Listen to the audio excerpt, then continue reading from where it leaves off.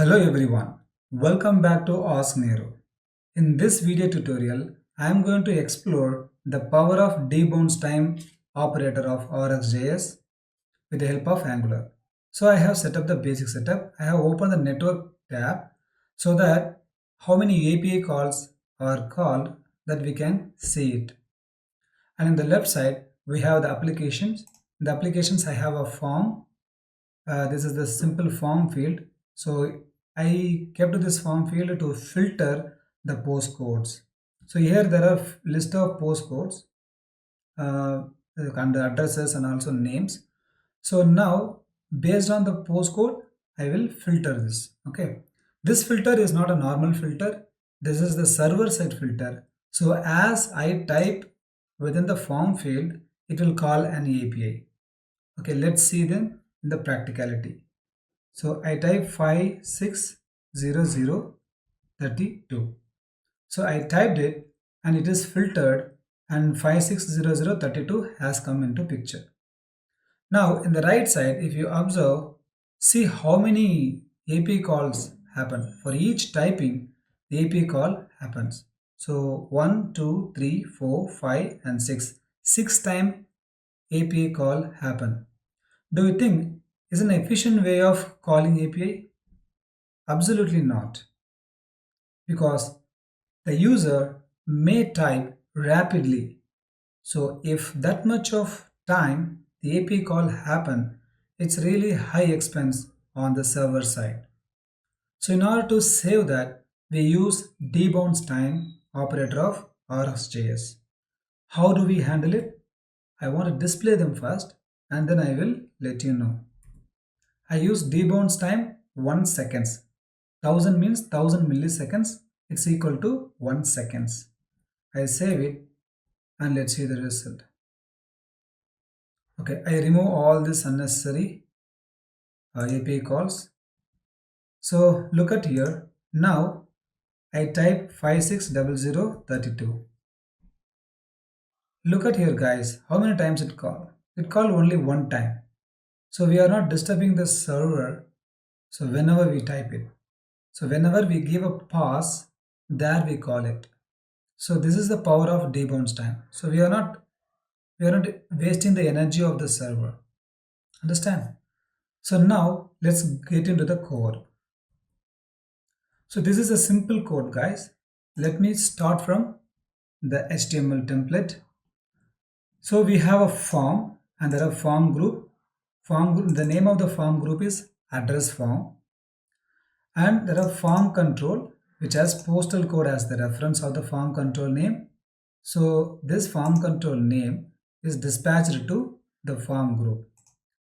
So in the TS file, I mean the TypeScript component, so we have declared the address form as form group, and within the constructor scope, I have given the form group name and the form control within it. Okay, this is the reactive. This is the reactive form. I will explain this in later upcoming videos. So in this video, we are just focus on the debounceTime. Okay, so this is the place where we are filtering. So we are initialized everything with calling all of them. Therefore, it is called everything. Okay, so initially everything is called, right? So this is the reason for that. But now we focus on this. So this is simply a switch map. I explain one after another. So this dot address form dot get postal code. It is nothing but the form group contains the form control name, as we see here. Form group controls. Form group contains the form control name postcode. Okay. So it takes the reference of it. So whatever changes we make within the form field, so it emits. So this is an observable. Okay. So as it emits, now we are going to do some operations. Therefore, we use pipe operator. Pipe is nothing but connecting multiple operators into a single stream. Okay. So debounceTime is 1000. 1000 means 1000 millisecond is equal to 1 second. And we use switch map. So we use switch map with a purpose. So there are three maps: switch map, concat map, and merge map. So I have explained all of them in my previous video. If you haven't watched it, so please go and watch them. I give you the link in the description itself. Okay, the switch map, but in short, I tell you what switch map does. So whatever changes that happens in the form field, it emits it, and switch map connects the emitted value into another observable. So here we are calling the API service and which has the functions. So it takes the value of the parent and dispatches to the child observable. This is the parent observable, this is the child observable. So it dispatches the values into the child observables. So as the value emits, it dispatches it to here. And what the debounce time is does. Debounce is nothing but now RxJS. I have imported it on top of it. So it is coming from RxJS. Okay. This debounce time doesn't immediately render the value. So it wait for 1 seconds. Then only the typed value it takes and gives to switch map.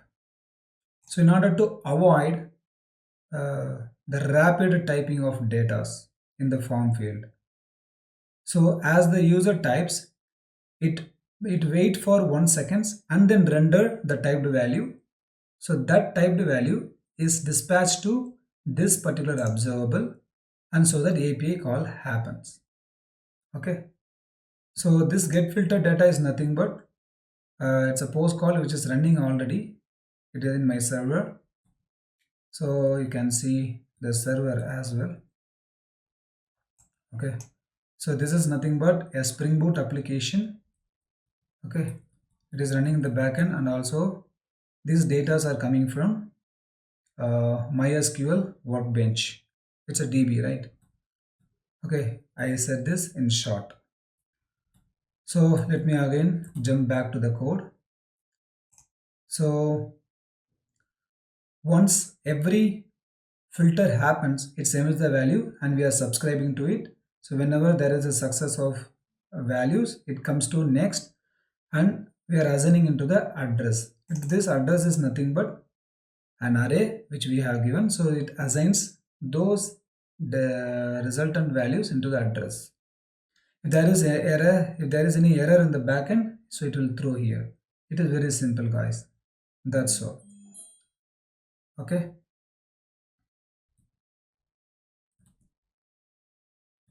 So as a result of it, so whatever we type here, it waits for a seconds. So if you type 5, so nothing happens because everything includes 5. Then I type 4 and just wait for 1 second. So it happens. Okay. But if I type quickly, it wait for that second. It won't call for everything. Okay. 0027.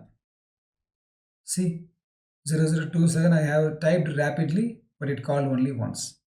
So this is the power of debounce, guys. So if you have any doubt, feel free to contact me. I have given everything in my description. Okay. I meet you in the next video. Till then, see you. Bye bye.